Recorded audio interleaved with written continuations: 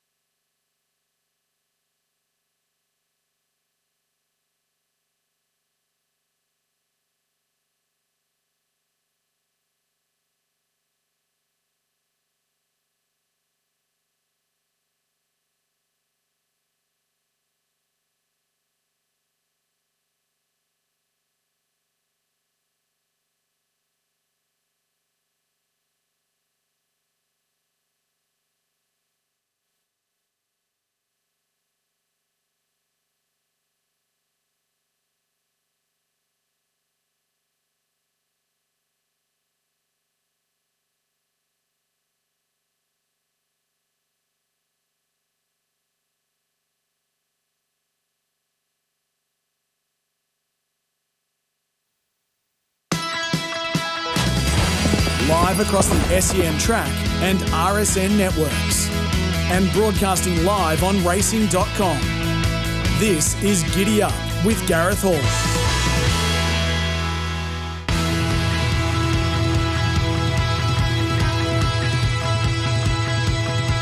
Yes, good morning. This is Giddy Up with Gareth Hall on this Thursday. It's December 18. It's a big hello to you listening on your local SEN track, RSN dials, the 42 stations we're covering throughout Victoria, and also on SEN Turf. A big hello to our friends in WA. And wherever you may be listening, of course, on the SEN app and also the RSN app. And you're watching us on racing.com this morning as well, right up to 11 o'clock on racing.com before you go over to the team there as they get set for a day of racing at Seymour. With the heat policy, racing starting early in Victoria at Seymour today at 11:30. Massive show coming your way as always on a Thursday. Giddy Up Stable Mail. Will Hayes, Jack Turnbull, Richard Lamming will join us. Graham Begg will have a chat to us. Dom Sutton and Mark Walker. So all of those trainers will play major parts at that Heath meeting at Caulfield on Saturday. Then we'll catch up with the champion WA trainer, Grant Williams, just after 9 o'clock. Gators game plan from 9:15. So we'll go through those meetings, especially in Sydney and Melbourne.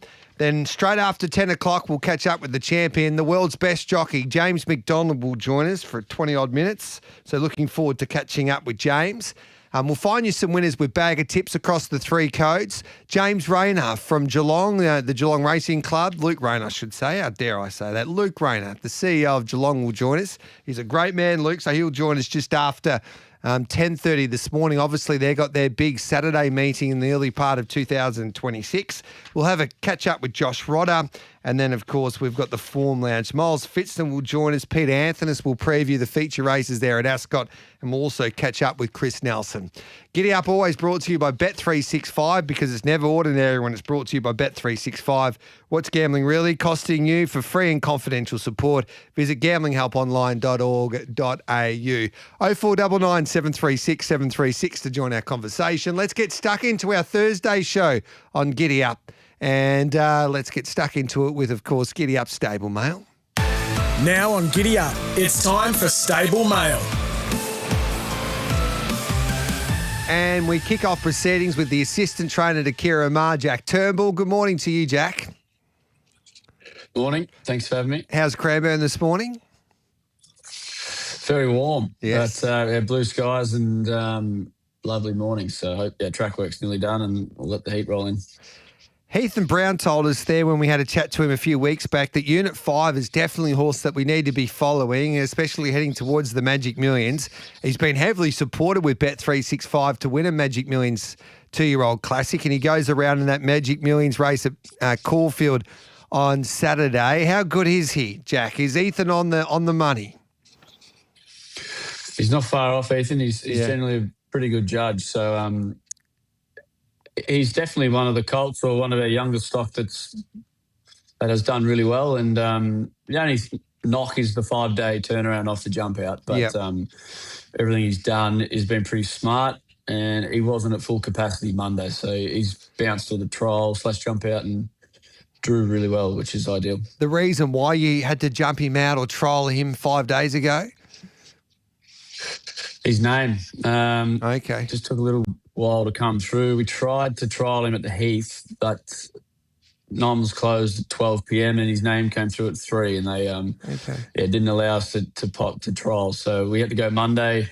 Kept it open because we did have the 27th option there as well. There's 1,000 here at Cranbourne, but the way he went and how he's come through, we've declared. What about from gate number 1? What do you think he'll do at the start? Young horse, similar to Milson's Point. I think you just squeeze away and land where you're comfortable. Yeah. Personally, in a perfect world, if something come across and let us up, then that would be nice. I mean, most of his work has been behind rather than leading, and keeping in mind his young horse, first time out, to be it's nice and smooth if he was able to just camp off something. Is he your number 1 seed at the moment for Magic Millions? No, I'd lean towards Tornado Valley. Yeah. He's the colt that's got the form on the board and trialled really smart this week up in Sydney, and it's always been his plan off the back of his success during the spring to head there. So he'd be the flag bearer, closely followed by Unit 5 if he did it all this Saturday. Yeah. What do you make of High Val's chances over the 1,100 metres in race 7? She's not without a chance. She's a good each way. Frustrating run last start. She should have run a lot closer than 9th. I think she finished officially, but she's a smart filly and she'll continue to improve. Drawn a really nice barrier in an even race. So, as I said, yeah, she's good each way play. I can't believe the stablemate went past Scampy the other day, albeit he was very good, I reckon, first up. He was. Yeah, he got a good 130-metre sprint. Yeah.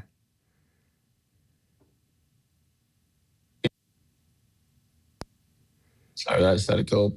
That's all right, mate. If you can travel, get cover, and use him late, that's his best opportunity to run well. Second up, over 6 furlongs, he'd need to be smothered up for as long as possible. Looks like a horse there at the Heath that he can jump on pace and then just try and get around that turn and then push his way out. Is that how you see it? Correct, yeah.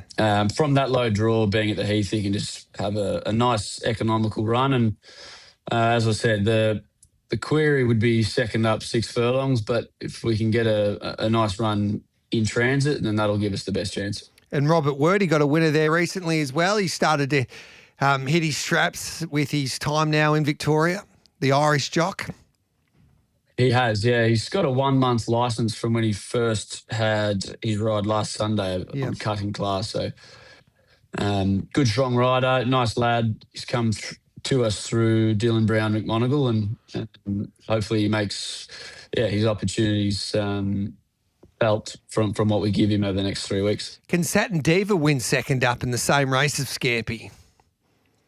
She'd want to be good. She tries, and she's not there for the numbers by any means, but it's a pretty smart field, and she'd have to be at her absolute best, if not run a PB to figure out from the field that's been found Saturday.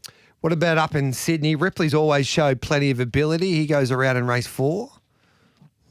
He does, and he has this into the Guineas up in Queensland. So nice colt, ran well throughout the spring, and we backed off him for this particular pathway and drawn well to get a nice run. So you expect him to go close there on Saturday? Yeah, we needs to. He wants to run well, have a blow and clean up to head north. So, and which he should. His track work's been solid and he's a nice animal, and I'm sure he'd be open to further improvement. In the 1,600-metre race, is Covert thinking your best chance out of your 2 chances there? Obviously, Delt's also going around. Yeah, no doubt. Wider draw is a bit tricky, but if we can overcome that with Stanley in the saddle, that would be ideal.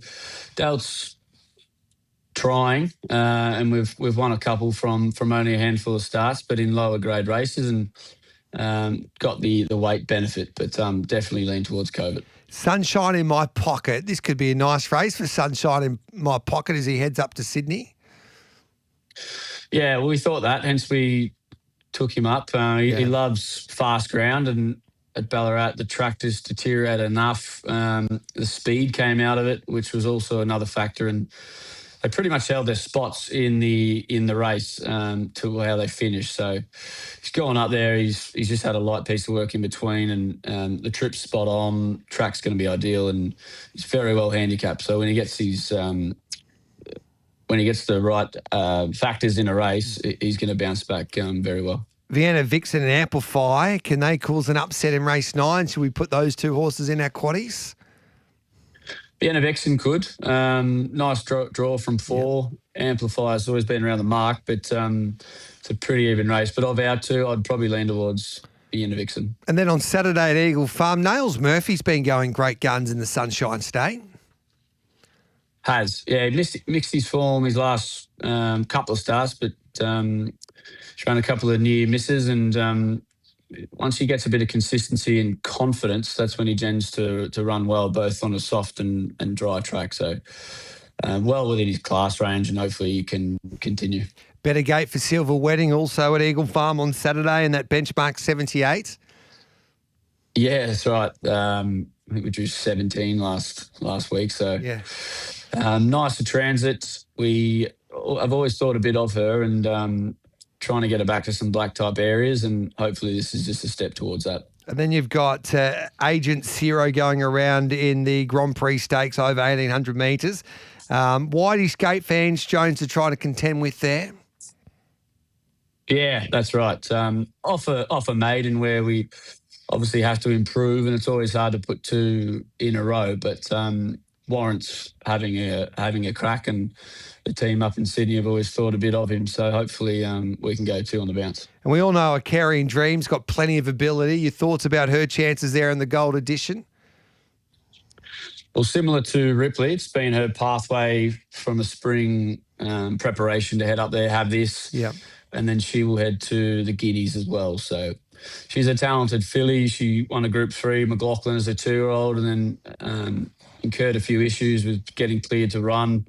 Always been fine, but now that we've had good consistency, hopefully we can get her back to her best. Yeah. And how did Gringotts pull up there the other day? Fine physically. He's a little bit tired.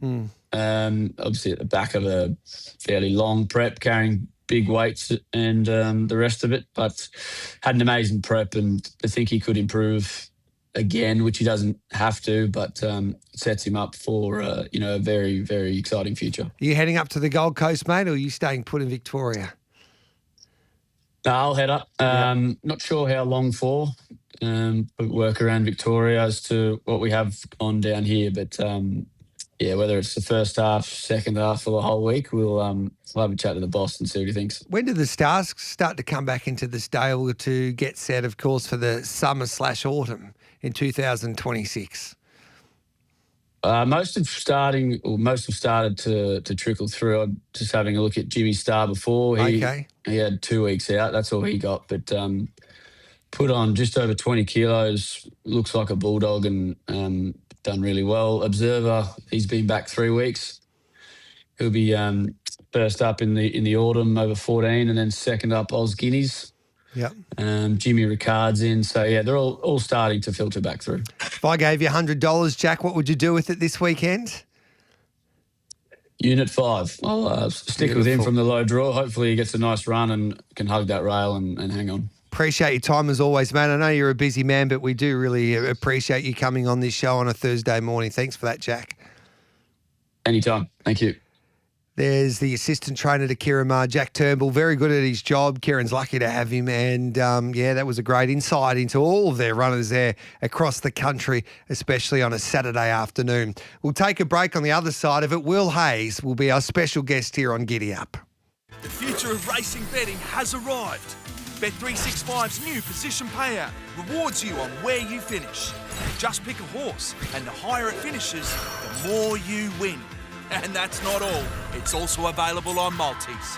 Download the app and see why it's never ordinary at Bet365. You win some, you lose more. For free and confidential support, call the number on the screen or visit the website.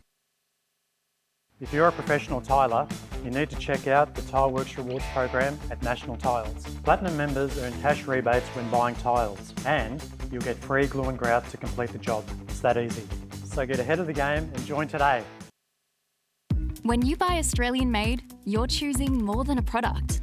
You're supporting a stronger economy and creating local jobs. You're helping Australian families and communities thrive now and into the future. With every purchase, you support local workers, manufacturers, and growers who produce world-class products renowned for their quality, safety, and reliability. So look for the logo the nation trusts and buy Australian. International Animal Health presents the world's first biological control that works by substantially reducing parasitic roundworm larvae in the manure of grazing animals. Biowormer and liver mole with biowormer contain a naturally occurring fungus that consumes chemically resistant and multi-resistant larvae, providing a solution to a problem costing livestock producers millions of dollars each year by breaking the worm cycle. For further information, visit biowormer.com or contact us on the hotline. I punt with Ladbrokes because it's fast. Even faster than a race caller talks. Muchacho coming around the outside. And I'll have a cheeseburger with spicy sauce on the side. Fast betting with Ladbrokes. Go you good thing, go you good thing. Imagine what you could be buying instead.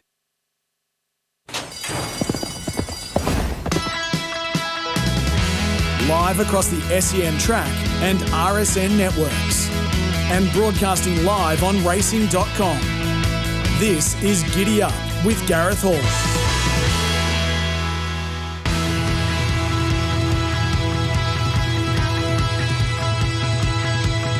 Welcome back to Giddy Up. Gareth Hall with you on this Thursday morning. It is great to have your company wherever you may be listening on your local SEN track, RSN and SEN turfs.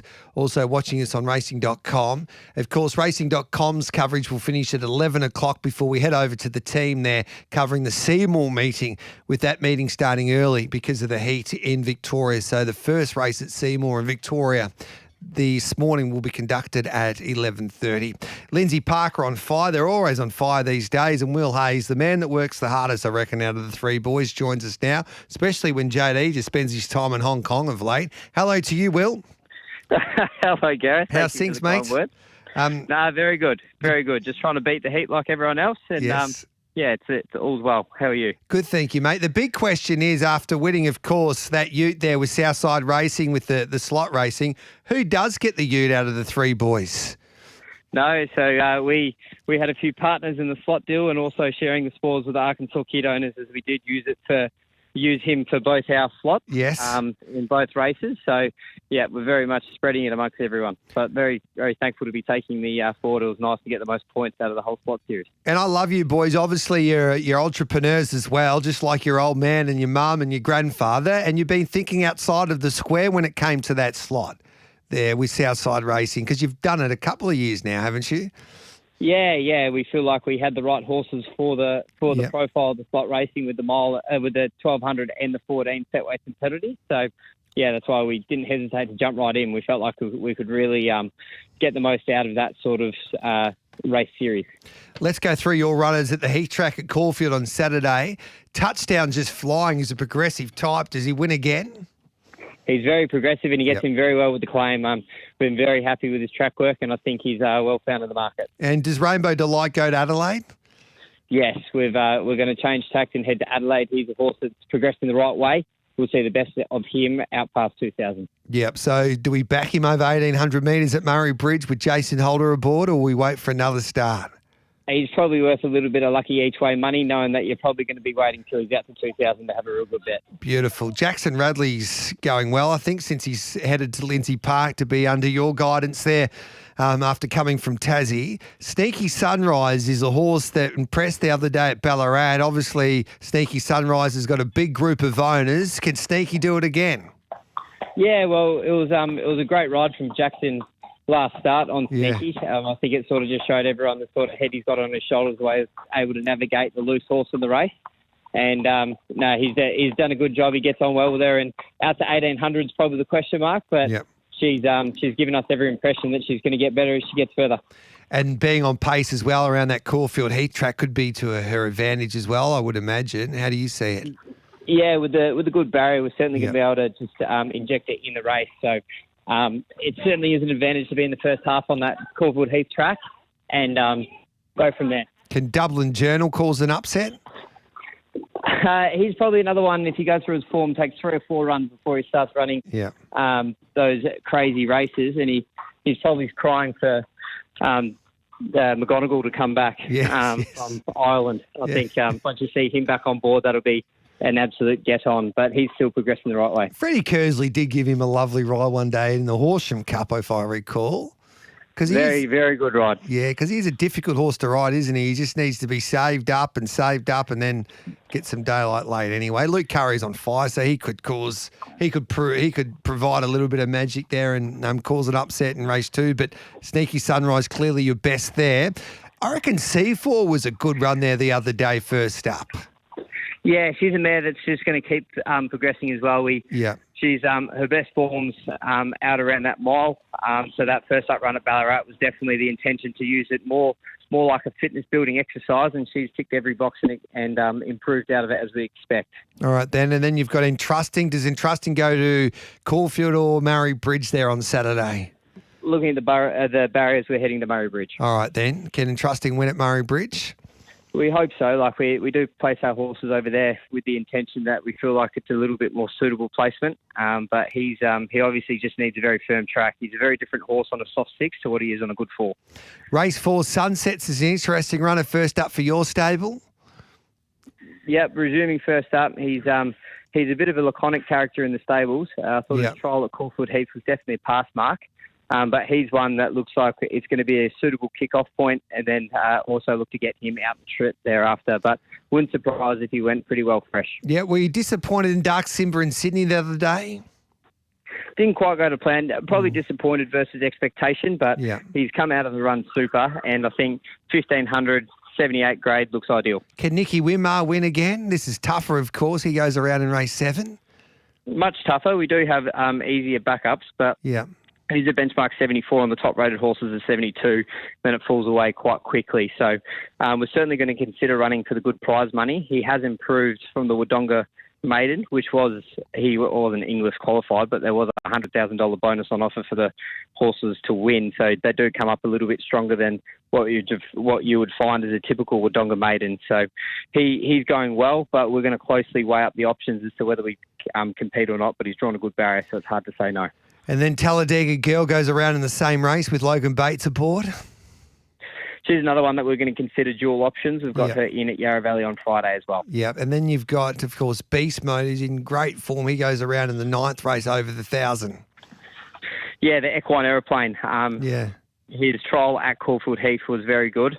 And with his blinkers on, he goes to another level. So he's given us every impression that he's a happy horse, and we're pretty pumped with him 5 weeks between runs. Beautiful. Apulia, is he ready to go on the Ted Vam Heath Stakes over the 2,100 metres at Wait for Age in Perth on Saturday?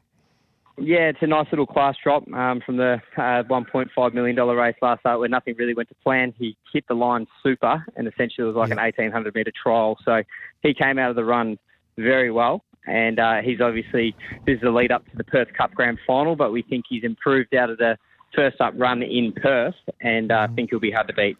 Yeah, William Pike takes the ride as well from an inside gate. If I gave you $100, what are you doing with it this weekend there, Will?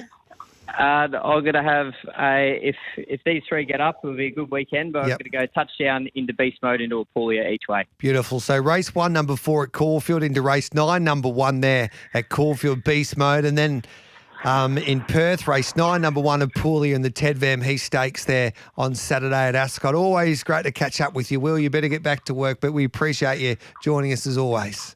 No, thank you. Last lot going out now, so we'll beat the heat. All right, good on you, mate. Thanks for that. There's Will Hayes. Thanks. It's 23 minutes past 8. Time for a quick break. We'll come back with plenty more straight after this, including a chat with Richard Lamming. Season, leaders can miss the jump. You might get pipped in a photo finish. And conditions don't always suit. But with Sportsbet's more places, you don't have to pick the winner. Select horses to finish in the top 5, 6, 7 and combine them for bigger odds. More places from Sportsbet. You win some, you lose more. For free and confidential support, call the number on the screen or visit the website. Mister, oh, I'd be so inclined to shut you out and cut you loose without any regrets. To shut you out and cut you loose, I'm hedge in my bed. So, won't you come on, give me more? 'Cause all I do is moan, moan, moan through the day and through the night. Weep, weep, weep, won't you come on, hold me tight? When you buy Australian made, you're choosing more than a product. You're supporting a stronger economy and creating local jobs. You're helping Australian families and communities thrive now and into the future. With every purchase, you support local workers, manufacturers, and growers who produce world-class products renowned for their quality, safety, and reliability. So look for the logo the nation trusts and buy Australian. Race jumps in 2. Got to be quick. You need something quick? I got something blistering. 5 for 25 from PointsBet. It's like hot sauce, but for racing. 5 taps, and it's on. Yeah, that's hot. Aw, thanks, babe. 5 for 25 from PointsBet, now available on racing. Yeah, that's built different. You win some, you lose more. For free and confidential support, call the number on the screen or visit the website.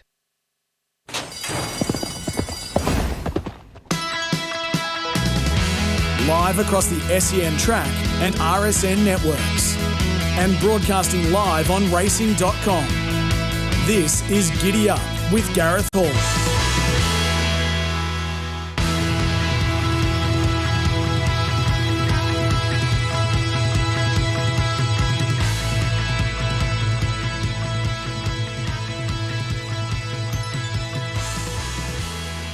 Welcome back to Giddy Up. Gareth Hall with you on this beautiful Thursday morning. Richard Lamming's about to join us. They've got, of course, a couple of nice chances engaged at Eagle Farm on Saturday, but Gin Tonic, who led all of the way in a good race at Cranbourne last start on Cranbourne Cup Day, goes around once again in the Magic Millions 3 and 4-year-old classic there at Caulfield on Saturday over the 1,200 metres with Logan Bates back aboard. So we'll catch up with Richard in just a moment. Graham Beeg won't be far away.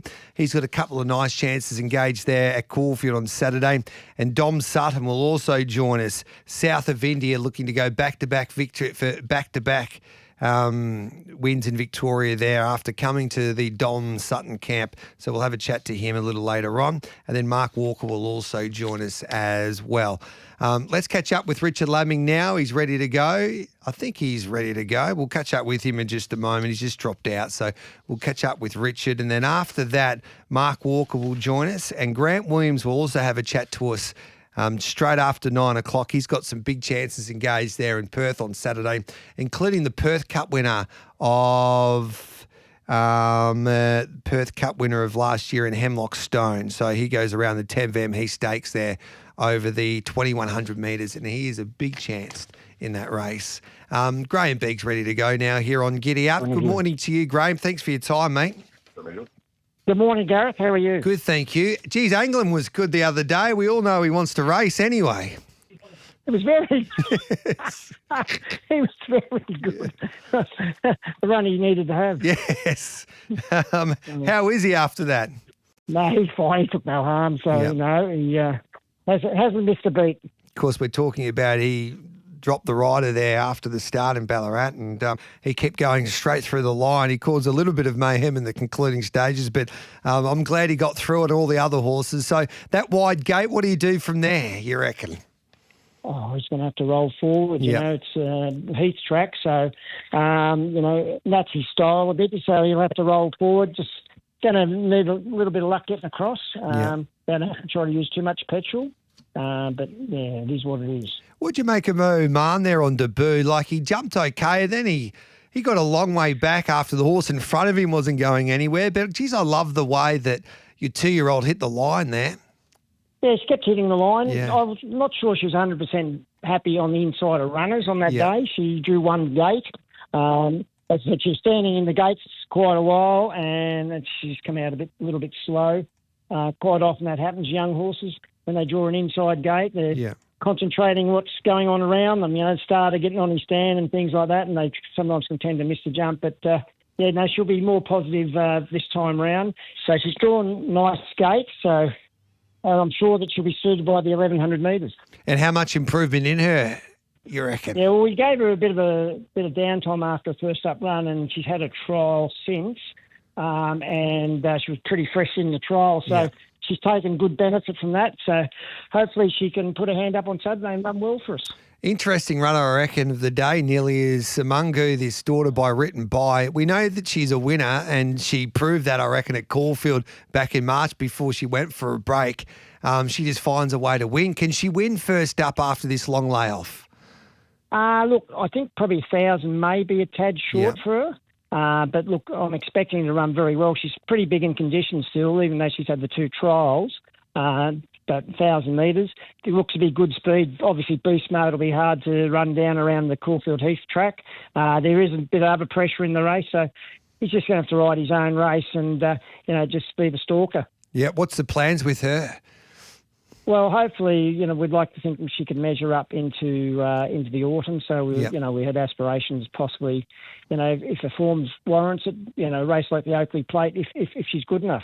Yeah, and what about Written Bly? What do you think of Written Bly's chances there in the last race? Were you disappointed with Written Bly there the other day? She was very big in condition first up, so she's derived a lot of improvement. 1200's much more to her liking, and gets a good weight relief on Saturday. She dropped something like 4.5 kilos on her last start. So, and as I said, she's taken good benefit from the run first up. So she's drawn well, and she has raced well on the Heath track before without winning. But she can certainly put herself in the frame there on Saturday. Can you get a winner at Seymour today? Oh, let's hope so. It's going to be a hot day up there, so she'll be up handy enough, that mare. She's trained on well since the last start.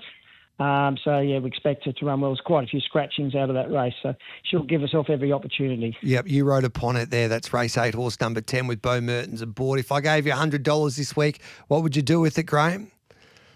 I would be putting it, having something each way, Written Bly. Beautiful. Race 10, number 8 there on the Caulfield Heath track there on Saturday. Thanks for that, mate. Appreciate it. Cheers. There's Graham Beeg there. It's 8:31. We'll take a break. We'll come back hopefully with Richard Lamming next.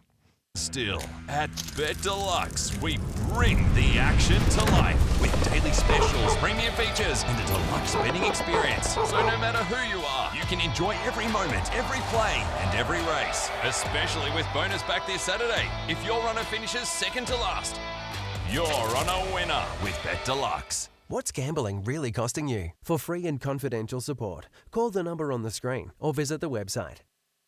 Footy's full of adrenaline, the roar of the crowd, the chase, the win. But there's another thrill, racehorse ownership. And Own the Dream makes it real. 3 free events, big prizes, and a shot at owning your own racehorse.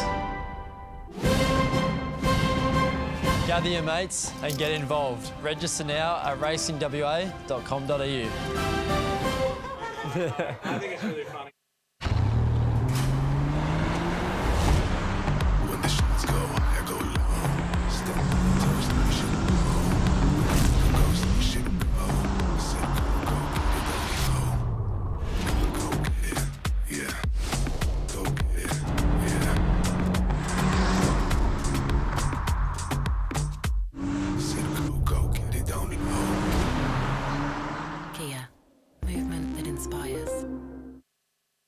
I punt with Ladbrokes because it's fast. Even faster than a race caller talks. And it's Machacho coming around the outside with Little Lassie a length behind. Cheeseburger with spicy sauce on the side. Hold the onions, double the pickles. I'll get some large fries. May you live a long and happy life together. Ladbrokes has levelled up so you can find, place and track bets with them faster than ever before. Oh, you good think, oh, you good think. Imagine what you could be buying instead. For free and confidential support, call the number on the screen or visit the website.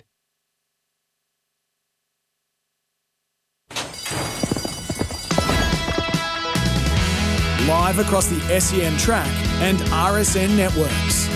And broadcasting live on racing.com. This is Giddy Up with Gareth Hall.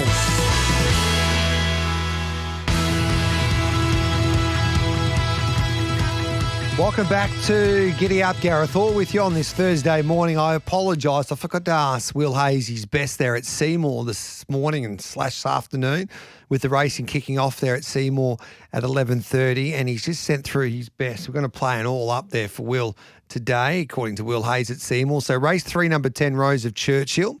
So race 3, number 10, into Gold Thunder. That goes around in race 4, so race 4, number 3. So the 2 for Will Hayes at Seymour today at Bet365 Seymour. Race 3, number 10 into race 4, number 3. Richard Lamming joins us now. Good morning to you, Richard. Good morning, Gareth. Gin and Tonic was very good the other day at Cranbourne. Can Gin and Tonic do it again there at the Heat track at Caulfield on Saturday? Yeah, look, he's been great at both starts down in Victoria. He's 2 from 2, so... Yep. The probably question marks are 1,200. Both his wins have been over the 1,000. But look, on that track, he'll put himself right there and he'll take some running down. He's in good form. And obviously it's a restricted race, so it's a really good race for him. You expect him to jump straight to the front again? Yeah, well, he's a little bit one-dimensional. I think Yeah. If it's not broken, don't try and fix it. So he'll jump, put himself there around the Heath track. I left Logan on, even though he can't claim. It's hard to take winning jockeys off. He knows the horse. Just go with him, and hopefully he can give a good kick. So we get to the front, and we just try and hang on there the last 100 metres. That'll be the go Saturday. That's the question mark. The 1200.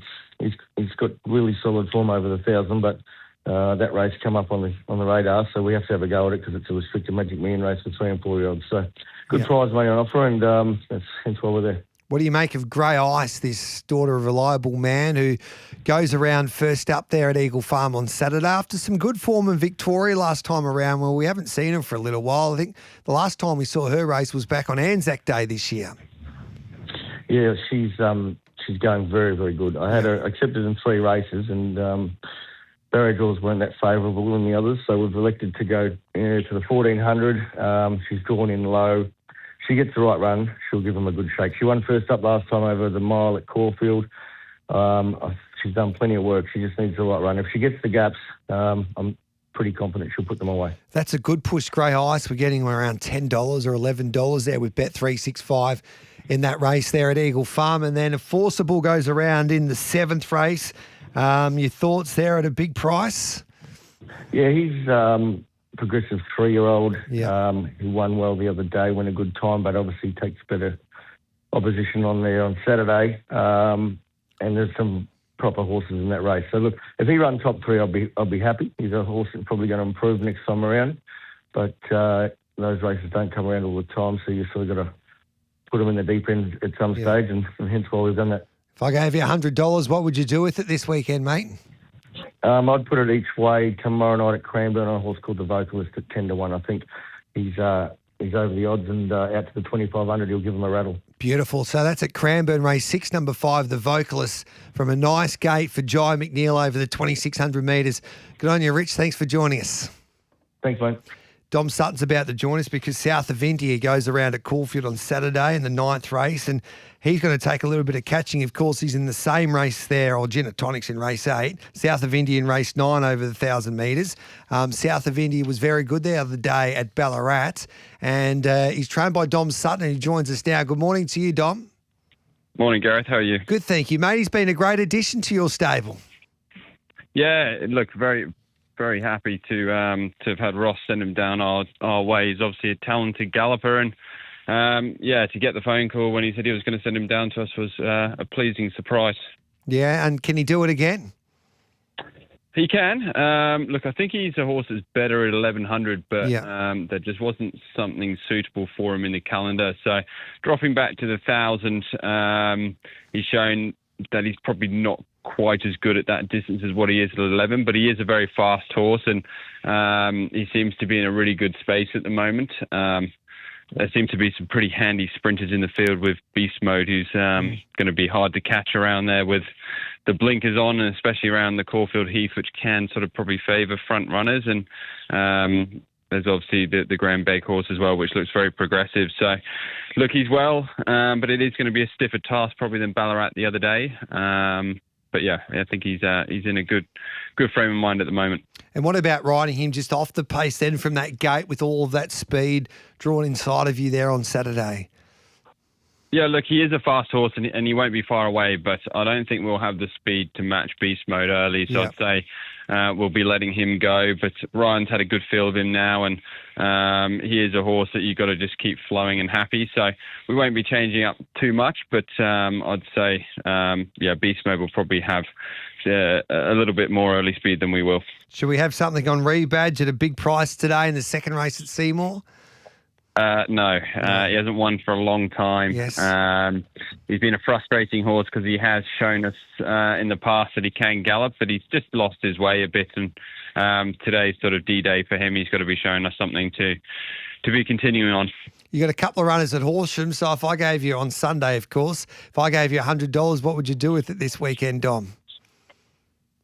This weekend, I would probably, wait for Determinato at Horsham in a 1400 metre maiden. I think he was very good the other day. So if he can bring that performance and just be a little bit cleaner out the gates, he should be going very close to winning. So Determinato will be going around in race 2. Their fields aren't out just yet for Horsham, but we'll keep a close eye on that galloper. Thanks for your time, Dom, as always.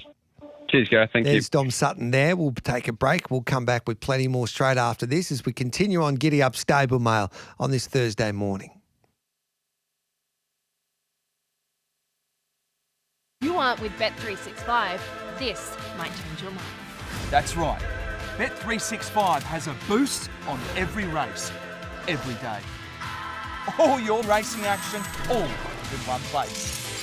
Download the app, check out their boosts, and see why it's never ordinary at Bet365. Chances are you're about to lose. For free and confidential support, call the number on the screen or visit the website. Nobody calls us with good news. We hear from you when things have gone wrong. But it's okay. We know what to do. At Carbone Lawyers, we're experts in getting you compensation. To help you get your life back on track. So remember, when things go wrong, get Carbone on the phone. Get Carbone on the phone. Get Carbone on the phone. We don't settle for less, neither should you.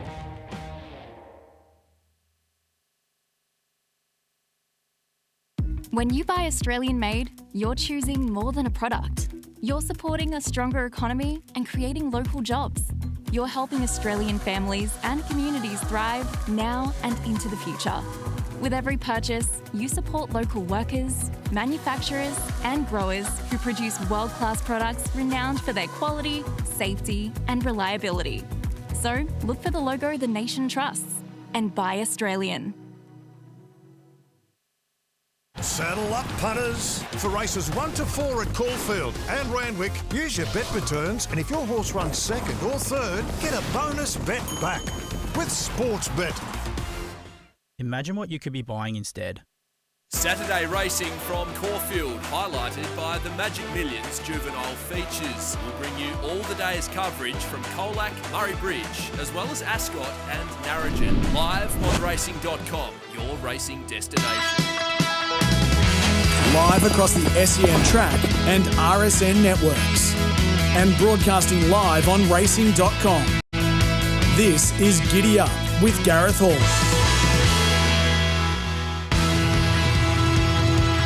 Welcome back to Giddy Up. Gareth Hall with you on this Thursday morning. Gareth, a big thanks to Mitchy Lewis tipping the Mornington quaddie there, paying $1,324 yesterday.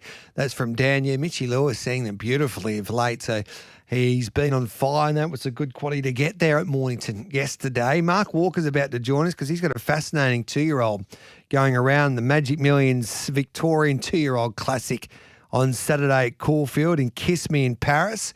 And Mark joins us now. Hello to you, Mark. Good morning, Gareth. What can you tell us about Kiss Me in Paris? She's a nice filly. She was a bit difficult with the barriers early on. Yep. She might have been out there a bit sooner, but she's just had a few niggly issues at the barriers, but she seems to have got over that. So hopefully she behaves herself on Saturday. How good is she?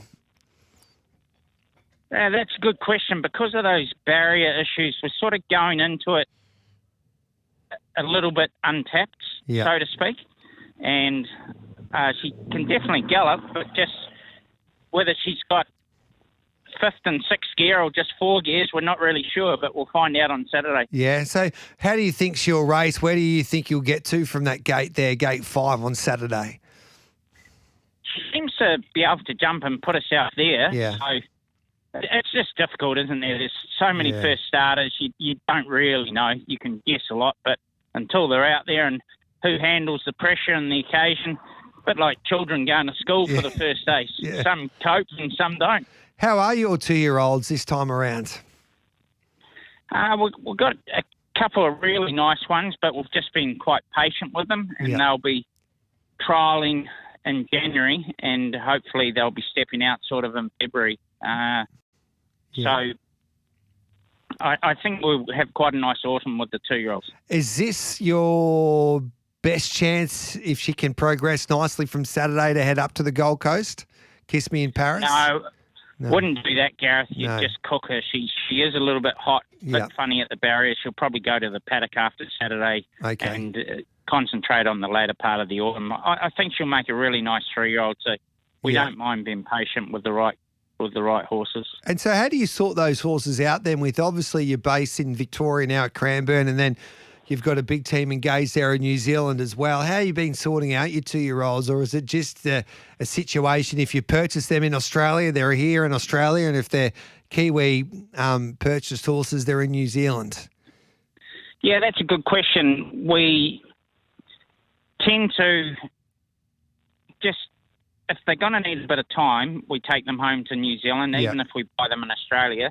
And that if they look as though they might make a 2-year-old as a type or on their pedigree, they can stay in Australia. But we've only got 70 boxes at Cranbourne, and we don't want any more than that. We just want to keep it really hands-on with Ben and I, and we just want to keep it just nice and neat. So we had a nice 2-year-old winner at Geelong for Yulong. So he'll go to the Geelong again. There's a nice race for him on January the 3rd. Yep. And probably a filly we do really like is a filly called Omaria, and she's by I'm Invincible. She'll jump out again on the 12th and may run in the Blue Diamond Preview. She's a really nice filly. Who's your best chance for Karaka then in the 2-year-old classic? We've got a Home Affairs colt. He won first up. Yeah. And he runs again on New Year's Day in the Eclipse. Yeah. So he's shaping up quite nicely, but I find the complexion of the Karaka Millions changes so much in the last 6 weeks. Yeah. So there's still 3 or 4 chances, Gareth. It just depends who holds together and who gets a decent barrier draw and a good ride on the night. There's some nice racing once again there in New Zealand on the weekend. Do you have any winners for us there? I think there's a really smart 2-year-old we bought at Magic Millions last year called Lara Antipova. She won her first start. Really impressive. I think she'll take the power of beating in the Group 2 on Saturday at Wellington. So she wins at Wellington. What do you do with her then after that? Yeah, good question, because she's... good question. We'll get through Saturday first, and just whether we come to Australia with her or whether she has a break and be set for NZ Big Kiwi Day. There's a race, Gareth, called the Sistema. It's a Group 1 2-year-old race. Whether we set her for that in the Matamata Breeders. Probably do that, I think. She'll be a better 3-year-old as well. Yeah, that is a big trip for them to go all the way to the Gold Coast, even though they're a Magic Millions horse. They've got to be the right ones, I guess, Mark. Yeah, and they've got to have plenty of condition on to leave New Zealand and get up there, cope with the heat. And, we've seen a lot of horses over the years that have gone to the Magic Millions, and some you sort of don't hear a lot from them again. And we're just always very mindful of these races. They do come up very early for some horses, and then other horses will win the Magic Millions or Karaka Millions, and they train on to be a Melody Bell or an Avantage type of thing. You just got to be careful with what you take to those high-pressure early 2-year-old races. It can... we always like to take a longer view with all our horses. Yeah. Should we be on Seven Oceans tomorrow at Cranbourne, tomorrow night? Just coming back to the 1,000, I think that really suits. That seems to be a peach distance, and she's been up for a while, but she should have one more decent run in her.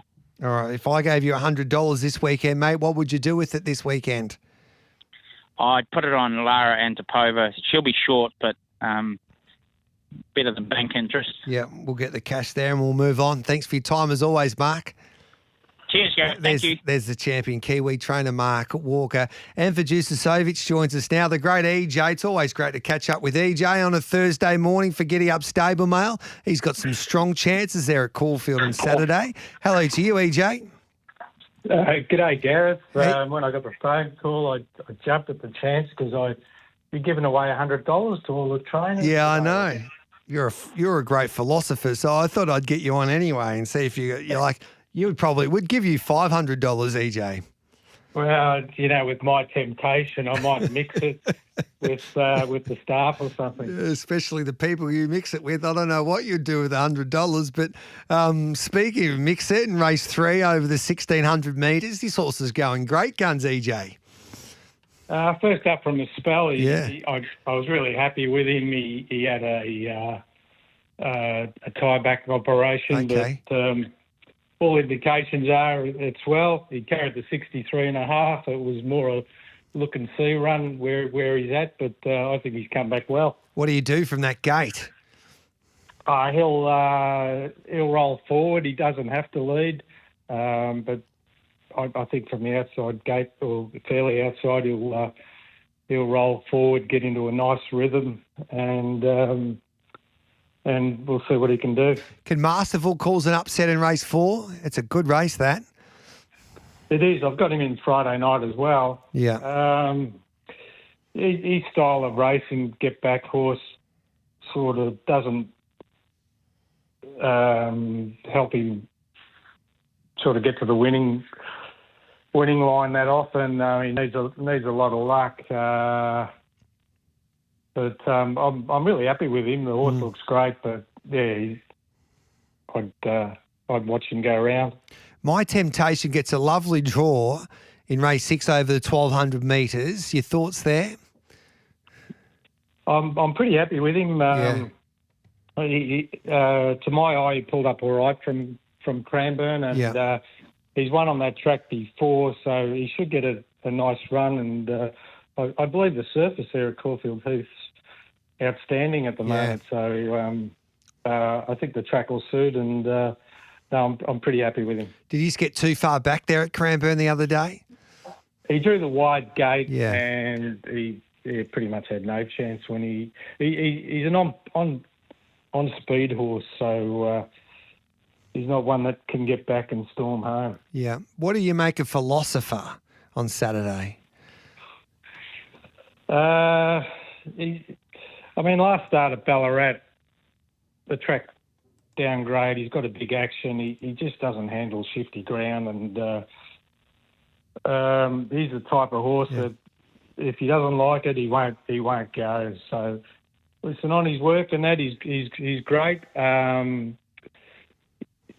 didn't like it early days when he used to just jump and run, reef and tear, and I've got him to relax, and we're not getting the results at the moment. But hopefully with the one turn there at Caulfield, he can start to show what he's showing here on the training track. But yeah, you need to see it.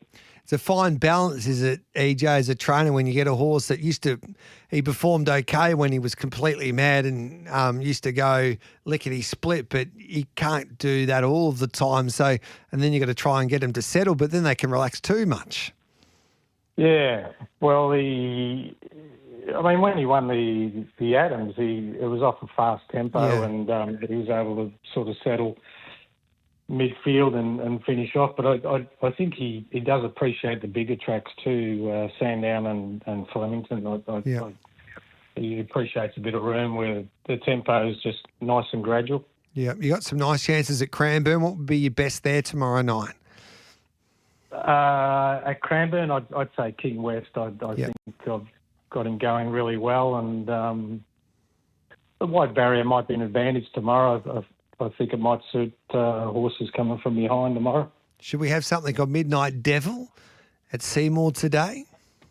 I'm happy with him. It's just, I think he's an each way bet. Got to get a rider for him. Rose Hammond suspended, but are you available, Gareth? Or? Yeah. I was 104 kilos the other day. I'm 105, so I just might miss out there, EJ. But if you give me a bit more notice, I would have been right. I'm just having a look now. He's an each way price, Midnight Devil. So is there not many 1.5 kilo claimers there today at Seymour? I don't know. What are you going to do there, EJ? No, what about Louis? Is he, Louis Clifton, my producer. He probably thinks he could ride. Could you do it there, EJ? You could be like the trots there, trainer driver, trainer jockey. I'd be the last of the straight backs, I think. How's Pinstriped? He's good. He had a long prep, and he didn't get beat far, but sort of just lacked that zip. So he's out, and he'll be out now until he won't come back to the autumn. Okay. It's too short a break. I'll give him a good break and target the spring, and hopefully there's a little bit more fire in the belly. Yeah. You think about taking him to Queensland? Would that be too early? You would enjoy a trip up there in the winter to get out of the Cranbourne cold, EJ. You're right. I do go there. I have my annual 3 days off a year in Queensland. You mean for the Stradbroke? Yeah, the Stradbroke or a race like that. No, it just comes up a bit quick, I think. Okay. All right then. Yeah. Well, we appreciate your time, EJ. If I gave you $100, what would you do with it this weekend? I'd go to Queensland. You wouldn't get far. You'd probably get to Albury with the petrol. What would you do? We need to punt it, of course. Yeah. I'd say King West tonight. Tomorrow night. So that's race 7, number 2 at Cranbourne with Jai McNeil aboard. A few trainers are tipping Jai there tomorrow night, so let's hope he has a big night there at Cranbourne. Yeah, so do I. Thanks. I hope so too. Thanks for that, EJ. Good on you. Thanks, fella. Great to catch up with EJ there. Now, Seamus Mills, of course, he's on the board of the MRC, but he's one of our leading bloodstock agents. He's going to join me straight after 9 o'clock or after we have a chat to Grant Williams. And we mentioned this, I think we told everyone on Tuesday when we were talking to Anthony Mithen that the Asian Racing Federation are going to take over the patent here in Australia. Obviously, the Asian Patent Committee, which is under the Asian Racing Federation, have assumed responsibility for the patent here in Australia because we couldn't get our act together, basically. So they've taken it into their own hands. Racing Victoria released a statement yesterday and it reads, "We acknowledge the announcement by the Asian Racing Federation that the Asian Patent Committee will assume responsibility for management of Australian black type classifications as a temporary measure with immediate effect. We remain committed to working with Racing Australia on a solution that would see the management of the Australian patent and black type classifications returned to Australia. We remain of the view that the stakeholders in Australian racing, those who invest in and sustain our sport, should be genuinely involved in developing and delivering a workable long-term solution for our industry. It is in our view that RA should explore an Australian independent patent committee comprising suitable industry representatives to oversee the black type guidelines and decision-making with greater scope than an advisory role." So that's the release there from Racing Victoria. So my understanding is with all of this is that there is people behind the scenes working as we speak to try and put together an independent board or a panel to look over the Australian black type racing and be in control of the patent. Now, obviously, they'll have to get the tick of approval from the different PRAs, like Racing New South Wales, to have this independent panel put together, but I reckon there's some heavy hitters working behind the scenes for this to happen, and I guess we can watch this space. But it was an interesting day. I think it was news that I expected anyway, that the Asian Pacific patent they would take over. But it is an interesting time, and we'll catch up with Seamus Mills straight after the 9 o'clock news. In fact, after we chat to Grant Williams after 9 o'clock. Racing. Check out your PointsBet exclusive markets today. To see your personalised offers, simply go into your profile and click on Unlock Your Exclusive Markets. PointsBet. Yeah, that's built different. You win some, you lose more. By Team Nathan Doyle are lucky enough to team up with Blue Blood Thoroughbreds in their most recent purchase, a lovely Hellbent colt from the Magic Millions Adelaide sales. Hellbent's doing an absolutely terrific job. Group 1 winners, stakes winners everywhere, and I feel his best crops are yet to come in the coming years. So look forward to training this fella. I think he's sharp, early, with the scope to train on as a 3-year-old. So if you'd like to get involved, get in contact with the team at Blue Blood Thoroughbreds. When you buy Australian made, you're choosing more than a product. You're supporting a stronger economy and creating local jobs. You're helping Australian families and communities thrive now and into the future. With every purchase, you support local workers, manufacturers and growers who produce world-class products renowned for their quality, safety, and reliability. So look for the logo the nation trusts and buy Australian. Leading horse exhibitors, breeders and trainers rely on Livermol to deliver unrivaled results across all equine disciplines, horse sales and in racing animals. Livermol is the essential ingredient for that perfect coat, with ingredients all selected for their ability to improve skin and coat condition. Add Livermol Feed Optimizer pellets for horse health, growth and performance, and the Livermol grooming range to stand out from the crowd. See your local feed stockist or our website for more information. Saturday? Sorted. Punt with Ladbrokes this Saturday and supercharge your odds with Odds Surge. Lock in our best available odds on all races at Eagle Farm for bigger odds and bigger payouts. Imagine what you could be buying instead.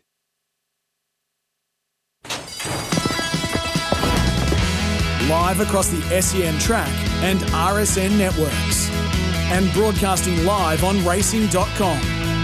This is Giddy Up with Gareth Hall.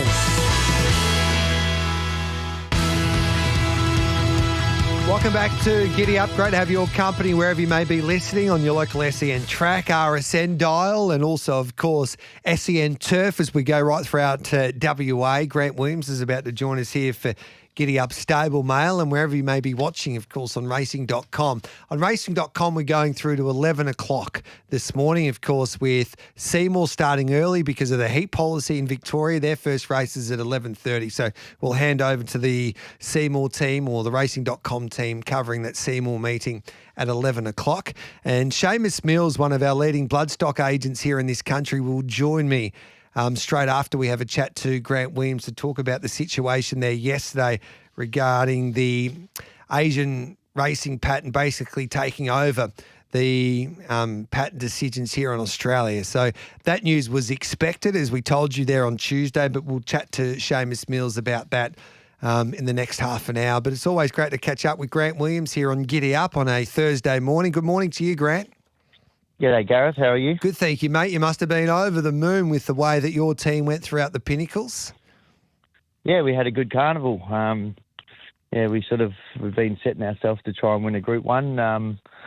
Since that we went out on our own and, we finally did it. So we were pretty happy with that. Watch Me Rock is an exciting gallop. He was so close to the Northerly after winning a railway stakes.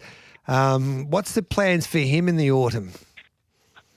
Yeah, we're sort of at the moment we've put him out straight after the Northerly, and we're thinking of bringing him over to Melbourne. So I'm going to throw Storyville on as well. There's some mares races on the same day, so we'll be over there with a couple. That's exciting. How did Western Empire come through the Pinnacles? Yeah, he knew he'd been around. He had a couple of torrid runs. Did a great job. Really happy with the old fella. Met a couple of new guys on the block, so that sort of made it a bit tougher for him. But, he's good. He went out. He's out in the paddock now, so he'll come back and have a little winter campaign like he normally does. Yeah, and he's still got another season in him, the old boy? I reckon he has, Gareth. Yeah, I reckon he has, yeah. All right, beautiful. And, geez, magnificent Storm. He was beaten by a dead set champ there the other day, but he went mighty, didn't he, in the WA Pacing Cup? Yeah, he was beaten by a better one on the night. Thought Aiden's drive was magnificent. It was he had a crack and only just missed. So it was all good. We were there cheering on. I did think at one stage the old boy was going to pinch it. Got excited, but that didn't last for long. Yeah, it looked like he was home too. But Ray's done a wonderful job with him. Your old man who, he can train a horse still. Ray, can't he, Grant? How old? Yeah, he's a beauty. He's 80 now. Is he 80? Yeah. Bloody hell. He's 80. Gareth, we had his 80th in August, and it finished about 6:30 in the morning, and I reckon the last time I saw him was 4:30, so he still goes all right too. Yeah, mate, I can't believe he's 80 years of age. I saw him at Gloucester Park there the other night, and he looks as fit as a Mallee bull. Yeah, no, he's in good nick. He's in really good nick. So, he's 80. He's done a great job, but he's still in good nick. Hopefully he's got another heap of years left. And I guess those horses keep him going as well. It keeps him interested, gives him something to do each and every day. Doc keeps him, your beautiful mum, on his toes, so away he goes. Well, I think he has about 5 horses in work or 4 horses in work, and he's got about 5 staff, and he goes, has a coffee probably once every hour. So she keeps him going with a bit of caffeine and keeps him up and about. There he goes. All right then, Saturday, Summer's Legacy. This is her race in this West Speed Platinum Cup now? I think so. Yeah. I was wrapped with her run last. There goes the tractor. You there, Puff?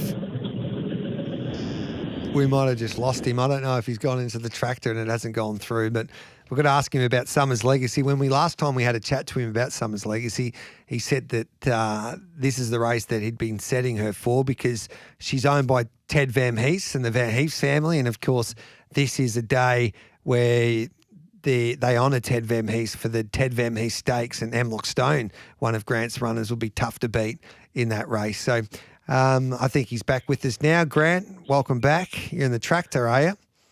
No, someone else is, and it flicked through to it. So. Lucky they didn't say anything. Anyway, Summer's Legacy, is this her race now? Yeah, I think so, Gareth. Yeah, I'm hoping it will be. I was wrapped with a run at the start before. Yeah, she goes into this. She hit the line really good. Yeah, so this is the race that we've been hoping for. Been on Ted's day and everything. It'd be lovely to get a win for him. Yep, and Nash got everything out of Trio the other day. Yeah, it was a rip and ride. Yeah, it's good. It just, it was good. He started the day off really good that day, and Nash, he had those two rides for me, and they were both, both enormous. I think he wanted to beat Pikey in that first race. Pikey got a little further back than I think everyone thought, and Nash made the most of it, and Pikey was coming hard anyway and just missed out. Yeah, it's everyone tries to beat Pikey. If you can beat Pikey, you're probably going close to winning, aren't you? Hemlock Stone, I think he's a big prize in a Perth Cup. Is this his race, however, at Wait for Age to win a nice race this time around? Yeah, look, Wait for Age with him, I'm not sure. Horse has been going great without actually, earning too much money, but he's in a really good frame of mind, and he's going to carry weight in the Perth Cup, so it's probably looking a little bit difficult for him. But he's just one of those horses that you can never ride off because he's just a little real good little trier. So and does his best every time he goes around. So I'd never ride him off. I didn't think he'd win last year, and he did. So I'm going to go in with the same attitude this year. And he runs some nice races, I reckon, in the winter. I reckon he went close over 1,600 metres there a couple of times, or maybe once there when he took on Western Empire. So he has got that type of ability where he's proven he can go with some nice Wait for Age horses, Grant. Yeah, after the winter campaign, Gareth, I said to Pete, I think you should aim pretty high with this one. Yeah. Because of the horses that he was chasing, there was Western and that in Wait for Age company. So we have, and it probably hasn't gone to plan, but look, we've been in it, so we've been trying, and he's still got two to go. Should we back him on Saturday? It's a hard one to tip, to be honest. He's a hard one to tip because, one day he'll just come out and he'll, knock a few with a killer blow. He'll knock a few of them out. But whether it can be this week or not, I think the Perth Cup's probably a better race for him. But but like I say, he's got weight this year, so If I just watch. We'll just watch him then. What about Sovereign Crust and Misty's Mirror today at Bunbury? I actually don't mind these two fillies. I thought Misty's Mirror's run first up was quite good. I've got a question mark over the 14, but Chloe thought that would suit her. So hopefully it's the 14 that she needs and not that she was just slow over the short trip. But she hit the line really good. And Sovereign's Crust, it showed good signs early days, and you'd expect it to go pretty good with Pikey on today. If I gave you $100, what would you do with it this weekend or even today, Grant? Look, I think Summer's Legacy on the weekend, Gareth. Yeah. That'll do us. Race 6, number 7, Summer's Legacy in the West Speed Platinum Cup over the 2,100 metres.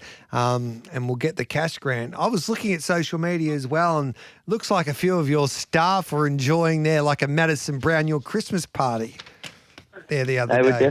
They were definitely enjoying it. And I think she was probably runner-up in the Brownlow that day, Mads was.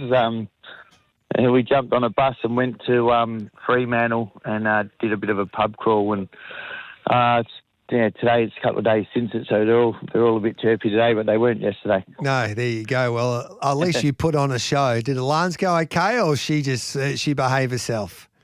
No, she's a bit quiet. She's a bit quiet, the boss lady nowadays.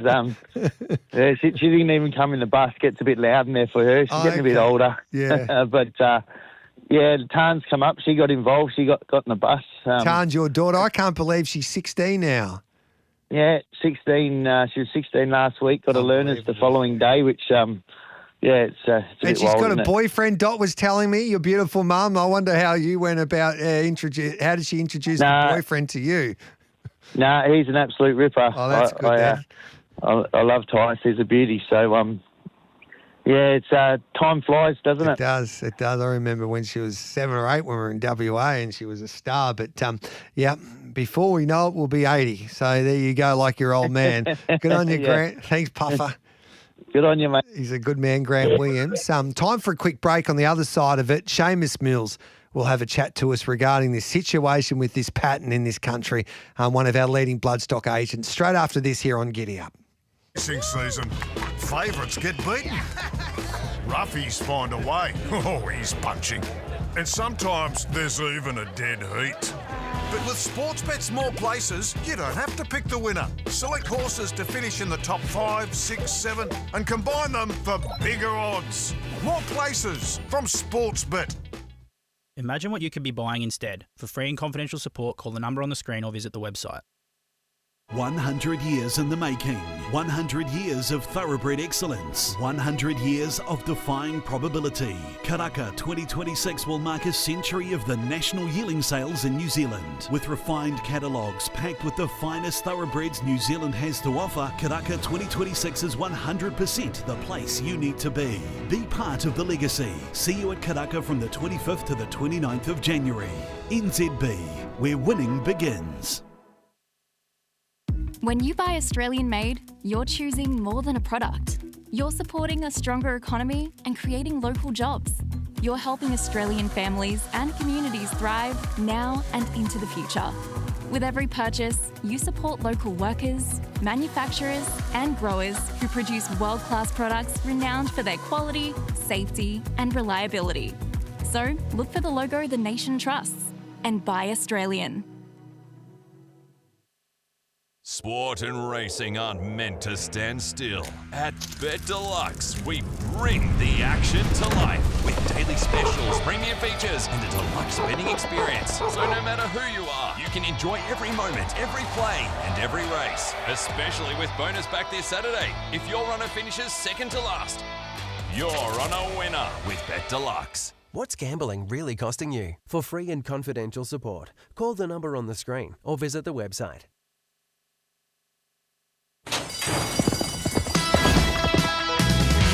Live across the SEN track and RSN networks. And broadcasting live on racing.com. This is Giddy Up with Gareth Hall.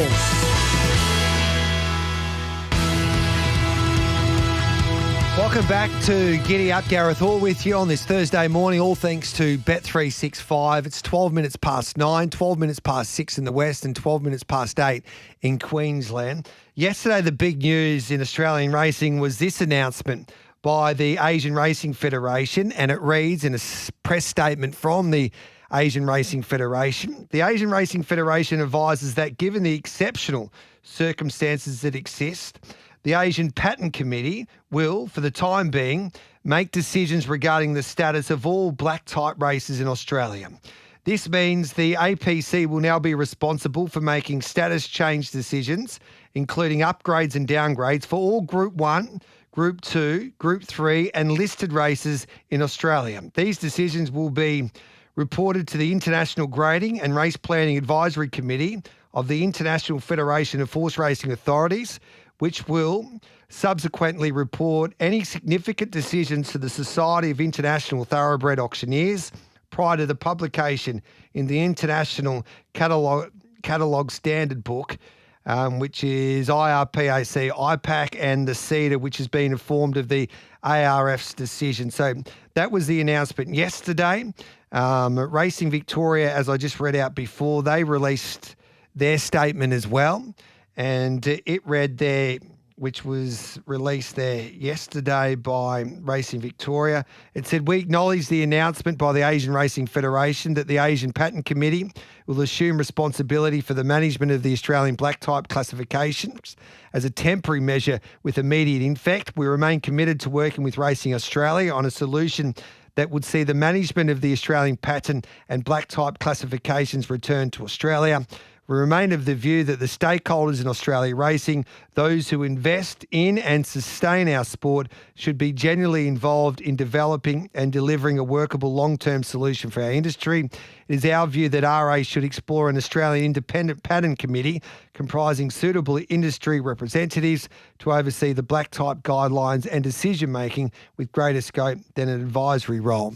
And Peter Volandis, the CEO of Racing New South Wales, has been quoted. This was on a Betsy article by Paul Tatnell saying that Racing New South Wales was in favour of new guidelines that mostly mirrored in the main the Asian patent guidelines in any case. Unfortunately, other jurisdictions weren't. The intervention may be the nucleus of the PRAs to finalise a set of guidelines. Seamus Mills joins us, of course, one of our leading bloodstock agents and, of course, on the board of the Melbourne Racing Club. Seamus, hello to you. Thanks for your time. Morning, Gareth. How are you? There's a little bit to unpack from all of that, but what's your take on it? Look, mate, we're still at the same, crossroads as we have been now for quite some time. I mean, my take on it is that, that right around the world we have black type committees who are entrusted, I suppose, to make these decisions. Australia obviously seems unable to, come to grips with putting a committee in place. I'm firmly of the belief that that's the only way to go. The proposal as stands, I suppose, as at the moment, and obviously I've got to be, I work in the industry as well, obviously, as you said, on the MRC board. So forgetting the MRC side of things, just as an industry participant, I would say you can't have a system that is ratings based only. And the system that New South Wales have said that they are in favour of and goes along with the Asian Patent Committee guidelines is a purely ratings-based system. And a ratings-based system is a Trojan horse for a purely prize money-based system. And if you think about it even in a practical point of view, the states can't afford to start to get into a tit-for-tat war on prize money, So they say, one state says we're going to have a $5 million 2,000-metre race, the last Saturday of October. And then the other state says we'll have $6 million. Next state says we'll have $7 million. Yeah. A purely ratings-based system, that's exactly how it'll end up. It'll end up a war of who's got the bigger war chest. So what will the Asian Patent Committee do now? Will they make changes? When do you think that they will have a look at all of our black type racing? Because we haven't been able to make any changes regarding the patent because no one's been able to meet and get at the same table. So what do you think the situation will be, say, in the next 6 to 12 months? Well, it'll be interesting, won't it? I mean, they're saying at the moment they're going to assume control for the 26-27 season. I guess essentially, if you read between the lines there, they're potentially giving us 8 months to get our house in order. So whether this happens or doesn't happen, I guess will be up, the powers that be. I certainly hope it doesn't reach that point. The only silver lining, I would say, on that is I think there are lots of races. I think universally, lots of people think there should be downgrades. There's been nothing but upgrades, for the last 7-8 years while the committee has not met. I think that's, in fairness, and, I'm a breeder and race them, and, the more black type, the better. But the reality is, if you want to be, if you want it to be prestigious, and B, if you just love the sport and want it to be recognised internationally, we need downgrades. So I guess the silver lining would be that they start putting a pen through some of these races that probably don't deserve black type. Why doesn't just everyone just come to the table and use common sense, Seamus? You and I and the punters out there know what races are qualified these days and Group 1 races and Group 2 races. We know which races have been dropping in recent times. Shouldn't it be that simple?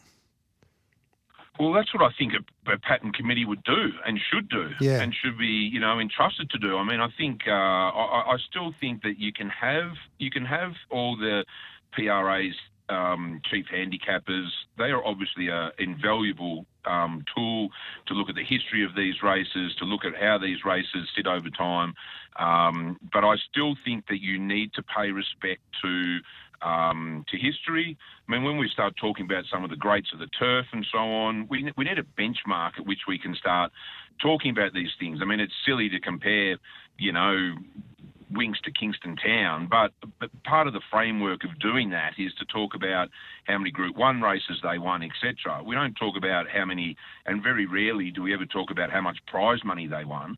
So to start a war on prize money, I just think over the generations, I just don't see how, when you talk about Super Bowls or grand finals or anything, you need a framework whereby the absolute peak of your sport is recognised. And if you want people to love the sport and so on and get into these arguments about who was better superimposed or better loosen up, you need that framework.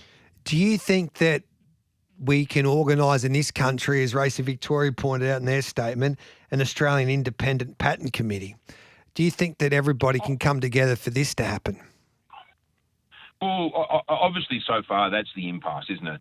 Is that that is the proposal put together by numerous states. Yeah. And the objection is that it should be purely ratings based. I don't see how, unless around that Racing Australia table, somebody caves on that notion. The idea of a black type advisory group, even by use of English language, would suggest that a black type advisory group would be a toothless tiger who would suggest all sorts of changes, and they'd be patted on the back and sent home. So. Yeah. If any black type, what do you want to call it, advisory group, committee, anything else, needs to have powers, and at the moment, obviously, there's a situation whereby some don't want to hand over powers to an advisory group or a committee. Yeah, I don't know what's going to happen. It looks like that even when you read the quotes from Peter V'landys, that I think this quote stands out. Fortunately, other jurisdictions weren't when they were talking about. Racing New South Wales was in favour of new guidelines that mostly mirrored, in the main, the Asian patent guidelines in any case. And then he says, unfortunately, other jurisdictions weren't. That we're a long way off of being on the same page. So, it's interesting. We are a long way times. off, but I mean that's exactly the point, though, isn't it? Yeah. Like, as in that there's two.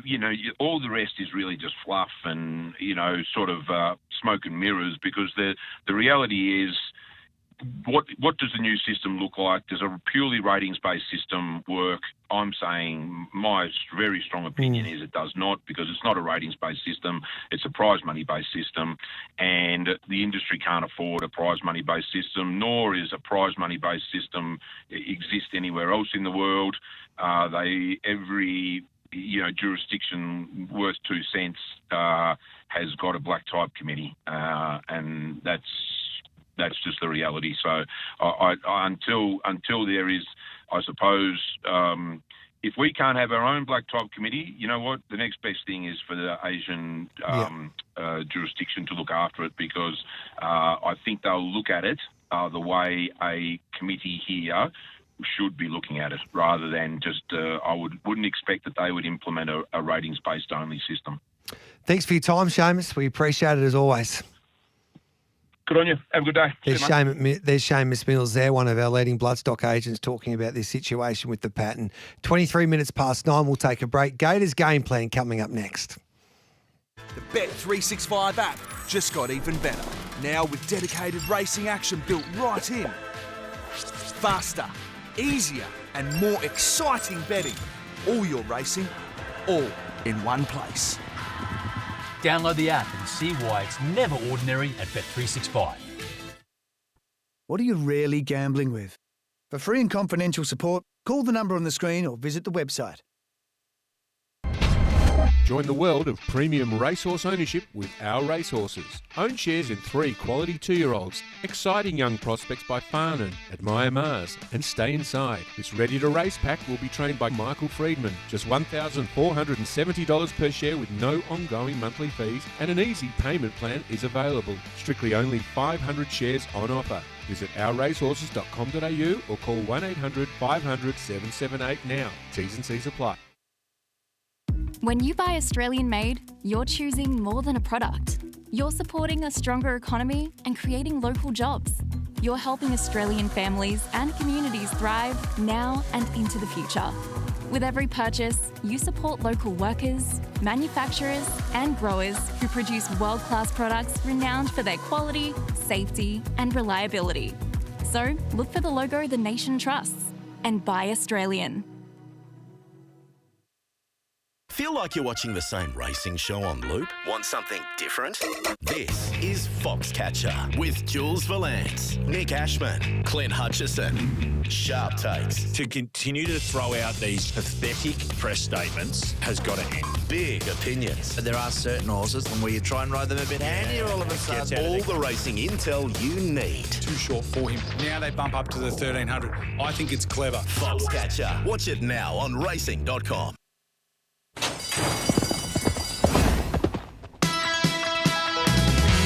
Live across the SEN track and RSN networks. And broadcasting live on racing.com. This is Giddy Up with Gareth Hall. On Giddy Up, it's time for Gators Game Plan with David Gately. Trying to find you a few winners across the country, especially in Melbourne and Sydney on a Saturday. We're at Caulfield on the heat track there, and we're racing in Sydney at Randwick once again. Don't forget with Bet365, Friday, Saturday and Sunday, we'll have mega boosts available on selected runners at Bet365. So check out Bet365 from 10 a.m. and see why it's never ordinary at Bet365, subject to availability. Eligible customers only. Terms and conditions apply. What are you really gambling with? For free and confidential support, visit gamblinghelponline.org.au. Hello to you, Gator. And a very good morning to you, Gareth. Is this the first heat track race meeting on a Saturday? I think it probably is. I'm pretty sure. I don't know if they've already had one in the past. Okay. When Caulfield had that bit of a break. I'm not quite sure, but it'll be interesting to see how it goes there on Saturday. You know, I've had this debate with a few people over the last 24, 48 hours. I think the heat track's been playing as expected, really. It was designed for a purpose where it can help out and take the load of some of the other metro racetracks. And I think it's been playing as expected. You know what you're going to get with the heat track. The surface has been brilliant. The structure of the track, I don't know, is it for the Saturday class horses? Well, that's debatable. But as I said to Michael Kent Jr. yesterday, I don't know what your thoughts are on this, Gator, but I would have the heat track over the Lakeside track. Yeah, I think there's a few, opinions I respect, and I listen to all opinions, to be honest. Everyone's entitled to them. But I tend to agree right at the minute. The first few meetings, heat track, it was still, a bit of growing pains there. But the last few meetings, since whatever they've done, have been fabulous. It's playing really well. You can lead and win. You can run on and win. So it is a tight sort of final bench. So some horses won't handle that. But, that's for us to build a profile on each athlete. That's sort of our job. Yeah, I think the punters just want to know what they're going to get every time they watch these races, and especially if it's like the heat track, you can understand where you think horses will be advantaged. You can do your speed maps, and then you can work out a plan. And if it's racing consistently like that, then I don't think you can complain. And I think you got to understand at the same time, Gator, that these tracks like Caulfield and Flemington and obviously Moonee Valley's out of action. So there's a few other tracks they've got to pick up the slack that you can't race at the good tracks every Saturday. So, and especially with Moonee Valley out of play, that you got to expect the heat track to take up a little bit of the workload there at this time of the year.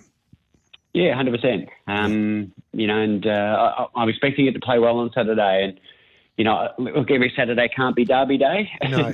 and it wouldn't work anyway, because it would just dull everything, wouldn't it? Yeah. If your whole life was just happiness. You wouldn't, if you didn't have some sadness, you wouldn't know what happiness was. How do you think these tracks will play, first of all, Caulfield and also at Randwick on Saturday? So last 4 meetings, Heath track, irrespective of the rail, has been really good. You know, again, there are some athletes that handle it better than others, but that's on us to help the punters work out who those ones are and bet accordingly. Randwick is playing really well as well. Irrespective of the rail, they're off the inside section, which is fine. It was a tough day to run on last week. There were a couple, Axios and Cobra. It was rare. Most of the action was nearer the speed. So, they're having a red-hot spring, summer, aren't they, up there? So expecting, even though there's a bit of rain, expecting another dry track. Where do we start with obviously we go through your categories for Gators game plan. So we work out a plan so we can attack our punting day on a Saturday. So who's the first athlete that you're picking this weekend? Yeah, pretty keen. Race 7, number 10, King Secret. Always had a lot of time for this horse, and he was excellent first up, given the race shape. They drew wide, went back with his weight. It just felt like we're going to live to fight another day. Yeah. He still ran well, and here's the next day where he draws a gate, plummets in the weight, and he'll posse up much closer, so he'll be fitter as well. It's a good case. He just has to go and win now. So 7 by 10, King Secret. Yeah, so that's King Secret as your best of the day. What was the toughest race for you to work out? Again, I'm heading late in the day, this time to Randwick, though, race 10. It's a benchmark 80. The entire field, the benchmark, entire meeting. That's the world we live in now, so we're going to get used to it. But it's a decent race with some gallopers with some form around stakes, bottom in stakes grade horses. But, gee, it's tough. A couple of key hopes draw wide, a couple first up, second up. Katojo down from Melbourne. So there'll be a few for the quaddie. Hopefully we're alive. Yeah, so that is a tough race, the last race over the 1,300 metres. Who are you tipping there, Gator, just for the record? Yeah, look, I'm happy to back both Katojo and Bartos. Again, just referencing, they both draw a little bit awkward, but by race 10, maybe that'll be a plus rather than drawing 1 and 2, on the way this track's been playing. So happy to back them both, but again, a few others for the quad. Your D-Day horse, this is an interesting one, I reckon, today. Yeah, so race 6, number 4, Ruta Royale, who looked a group horse as a younger athlete, sort of lost his way a bit. The gelded. His first up run, there was money for him in a good little race. He ran enormous, I thought. Yeah. He had no peace, pretty much all the entire race on a strong speed, still kicked, and it was only left for 2 who'd sat back off that good speed, who were well above average themselves, to run him down. He beat everything else clearly. He'll be fitter. I'm pleasantly surprised he's around that $556 mark. The last time he was second up, he beat all but one, King Zephyr, who's a group horse. And that was before the gelding operation. And he wasn't in the best part of the track. So, I'm keen he runs well. I think he's double his true odds of winning as well. Yeah, I'm a big fan of Ruta Royale. And I reckon if it was dry there the other day at Ballarat, he wins that race. So he's going to be my top 4 play, I reckon, with the Giddy Up weekend preview, top 4 multi there with Bet365. So I reckon he'll run a mighty race there on Saturday, and I'm even more confident when a great man like you, Gator, likes him. So that'll do me. The highlight race, there's no black type racing this weekend, so we go to the Magic Millions Victorian 3 and 4-year-old Classic, which is race 8 on the program, and Stay Focused is the favourite. He's been heavily supported now into $4 with Bet365 on the quick backup here, Gator. Yeah, we'll certainly go in the quaddie. If it was 1,400, he'd be top pick. But at 1,200 again, I'm just wondering if a couple might be a bit sharp for him. The 3-year-old Ruka Dorado can run well. Yeah. It's not easy, carrying 1.5 kilos above weight for age, but yet a decent price to find out. Scampy was terrific first up in the Ruta Royale race. We get a guide on that form by now. And Super Celius has trialled well, and you can tie the form in. It's a good price as well. So, look, it's a good race. I think it's probably the highlight. I know we're definitely off season, but a handy race. You reckon Gin Tonic will get 1,200? Well, he's done it in the past. Yeah. So I don't have any reason to doubt him. He's got form around Fieldello, which ties in the likes of Scampy through Salsa Fellow and those sort of horses. So you can certainly make a good case for him, and he's in the quad. So with the final race in Sydney, race 10 being your long division race, so the toughest race for you to work out this weekend, I would imagine the Night Watchman will be at Caulfield in the final race there, Gator. Oh, look at you go. Yes. Detective Smart Hall man. in action. Race Albert, 10. they call me. yeah, all over it. So we won't play Cluedo together, you and I. Might leave that one alone. Filly's a mare 78 race to last. Yeah. Lily Ivy's a girl I've always had a lot of time for. I loved the trial. Just missed as a hot favourite, fresh last prep, then won a maiden well. The most competitive and 3-year-old sort of Filly's grade. So, look, she's a really good ride from gate 2. But I think she's pretty handy. And again, a race of a lot of hopes and a lot of queries. So she's our Night Watchman, and again, another half century from the Blade last week for the Night Watchman. So, going well. On fire. And I can't believe with our multi that we just missed out last week. No. Would you believe it? Jenny gone bonkers. You had Persian Spirit and B and Chelly. How did B and Chelly get beat anyway? I don't know, by Manolo Bling, who turns up every leap year. But anyway. Yeah, I know. That's because you potted Manolo I did. Bling there It's on my own fault. Thursday. And Sam Friedman said, look what one of the opposition coaches is saying about you, and used it for motivation and stuck it right up you, Gator. Yeah, I learned. I'm a slow learner, but we're getting there. What are we doing anyway this week with our parlay? Alrighty, let's head to Ramwick. There's a couple quite like here, and it's a backable sort of play. So, race 4, horse number 1 is Ripley. Which I can't believe he's not favourite. Race 7. Well, he is favourite now. Okay. Yep. I think he should be. Let's find out. Race 7, number 10, King Secret, second leg. Into race 9, and that's horse number 11, Alabama Fox, who's beautiful down in the weight. So parlay 2-3 win. And then, of course, all of your fans, Gator, the Oz Racing family, can get all of your form on a Wednesday night, so you can have a look at the early prices. So ozracingform.com, you can check out all of the offers on offer there. And, you can join the family. You've had a wonderful 2025 Gator. Yeah, we just got to ride the wave. You know, I've never seen a surfer get off the wave until it dumps them, until it's calm. So just ride it as long as we can. And Electric Impulse was a great result last week. Yeah, she went up $16. So they don't all win, but they don't all have to win at that price. This is Giddy Up on a Thursday morning. This is Gator's Game Plan. Of course, you're listening to us on RSN, SEN Track and SEN Turf. And if you like your Quinellas, Exactas, Trifectas, First Fours and Quaddies, this Saturday with Bet365, you'll be paid out at the highest national tote for all the exotics at Caulfield, Heath, Ramwick, Eagle Farm, Murray Bridge and Ascot. That's because it's never ordinary. At Bet365, selected meetings and eligible customers only. Terms and conditions apply. What are you really gambling with? For free and confidential support, visit gamblinghelponline.org.au. It's also available, Top Tote Plus, at Seymour today, Yarra Valley, Canterbury and the Gold Coast on Friday. We'll take a break. We'll come back with your questions next here on Giddy Up. 0499 736 736, the number to text us on to join our conversation this Thursday.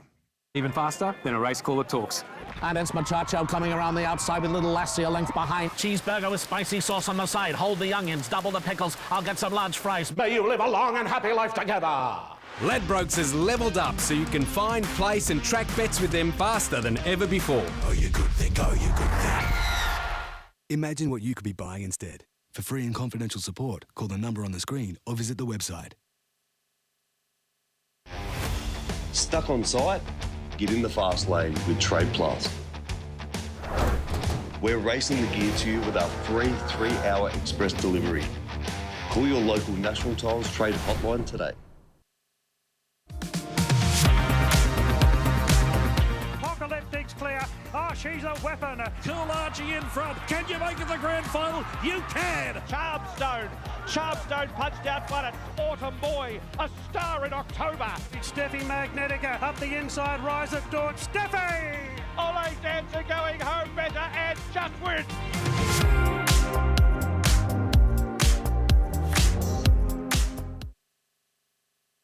The 36 Degrees South Coonawarra Vinarons Cup returns Friday, January the 16th. Experience the thrill trackside with premium hospitality and award-winning local wines, all at the stunning Penola Racecourse. Gates open at 10:30 with tickets at the gate from just $25. Secure your spot in the infamous Vinarons marquee. Head to coonawarra.org now to secure your spot. Planning a group, reserve a dining room table for 8 people. Only $60 a table. But be quick, tickets are selling fast. Get your new year off and racing at the annual 36 Degrees South Coonawarra Vinarons Cup.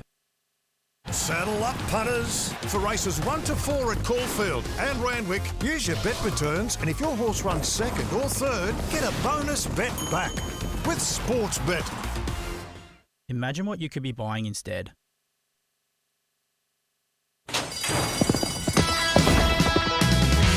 Live across the SEN track and RSN networks. And broadcasting live on racing.com. This is Giddy Up with Gareth Hall.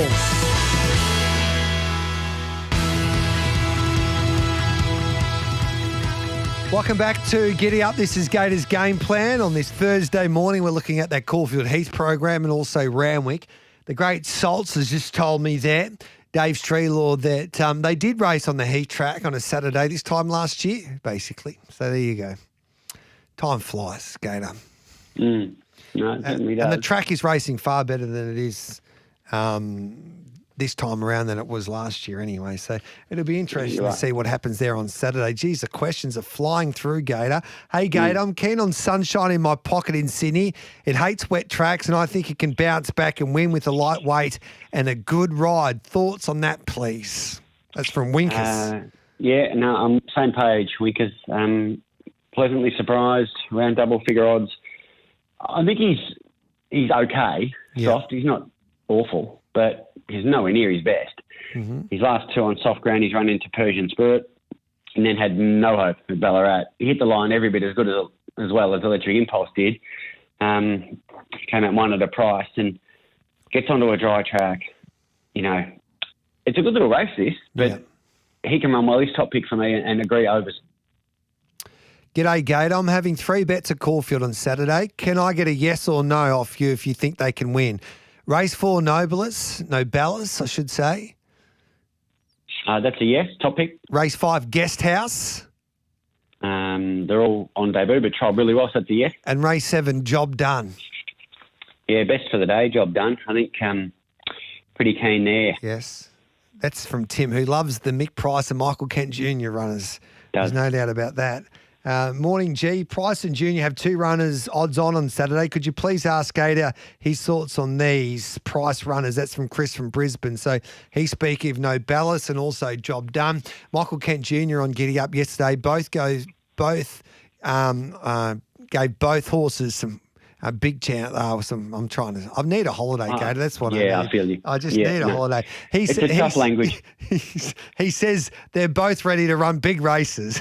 No, I knew where you were headed. You just took the scenic route. That's all. Job Done. Pretty keen. He easily beat a horse called Espana last time. That horse tested the second favourite, Miss Olay, at the end of last prep. So, look, if it was that easy, we'd all be millionaires. Yep. But Job Done clearly on top. Nobilis, look, I'm less confident because I think Road Cone's a big danger. Yes. But, you know, and the price, I think they should be closer together, but can only have one on top. Yeah, so do you have Road Cone leading that race and Nobilis on his back? I do. It depends what they do on Chest of Gold. I think Road Cone, like Chest of Gold led last time and won really well. So I'm sure they'll go forward again. When they took a sit last time, he didn't quicken. So he'll go forward. I've got Road Cone leading, Chest of Gold, Nobilis taking the trail. So I'm sort of thinking those 2 leaders might, you know, be busy on each other and it might set it up for Nobilis, but there's also a chance I'm overthinking it. No, I've got no doubt Chest of Gold's got to push the button early doors and try and cross if it can from that gate. It'll be definitely in the first couple. So I reckon there'll be a little bit of pace generated from Chest of Gold with that wide draw.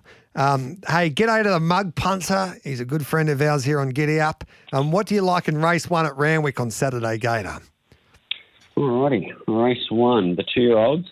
Look, I think it's an interesting race. I mean, Shiki's got some runs on the board. Won the Jim Crack, didn't smash the clock, but ran pretty much bang on average time. So a good little win. You know, you'd say fell in, but still won the race.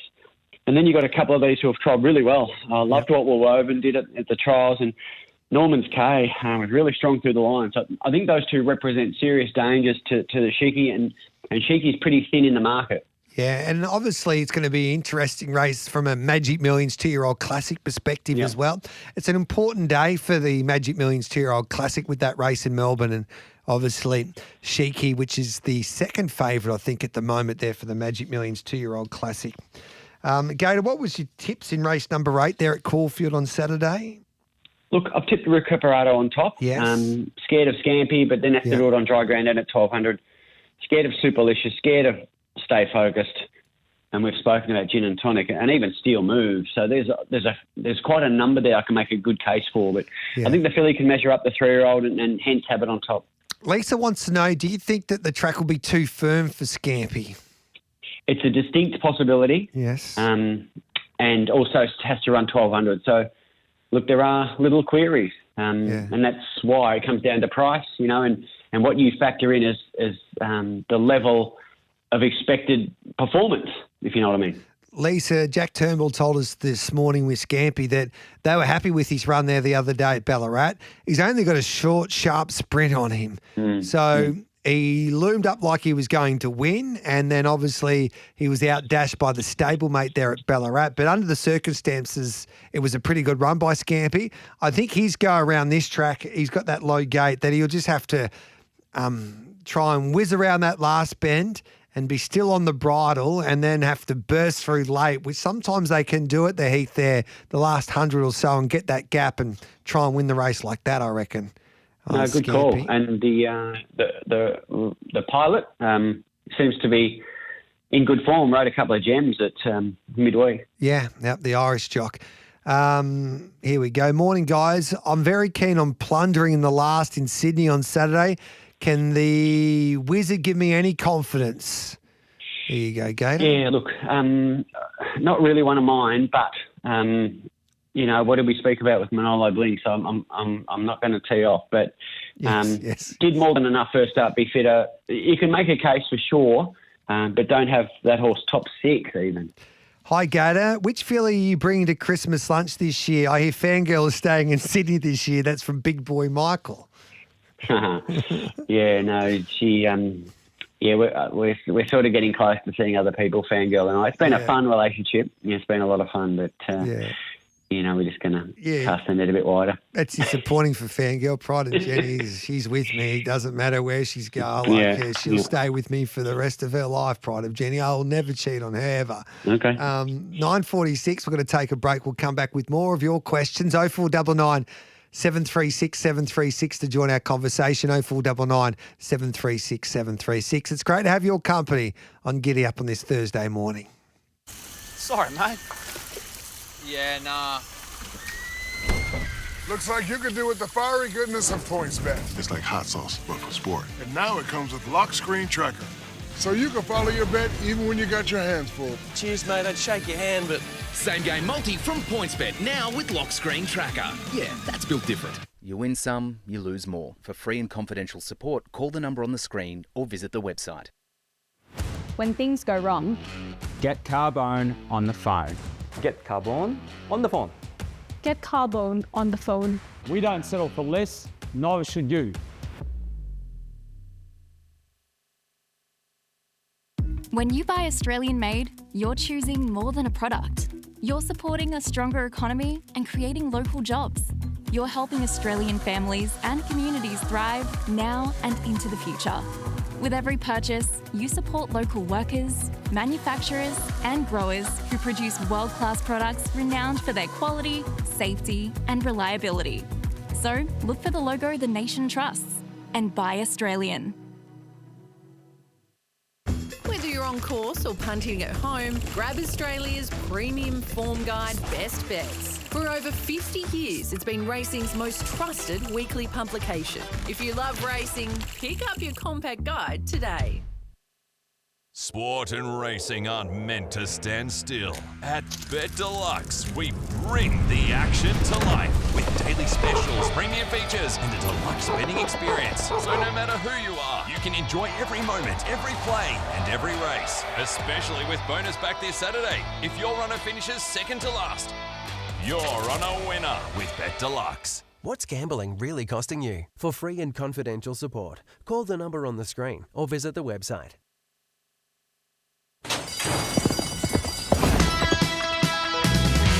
Live across the SEN track and RSN networks.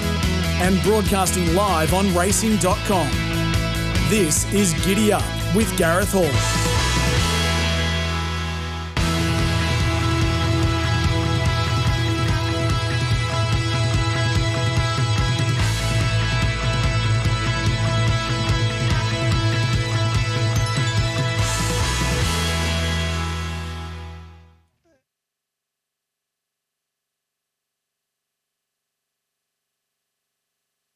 To Giddy Up. Sorry, I was just on the phone to Michael Kent Jr. there, Gator.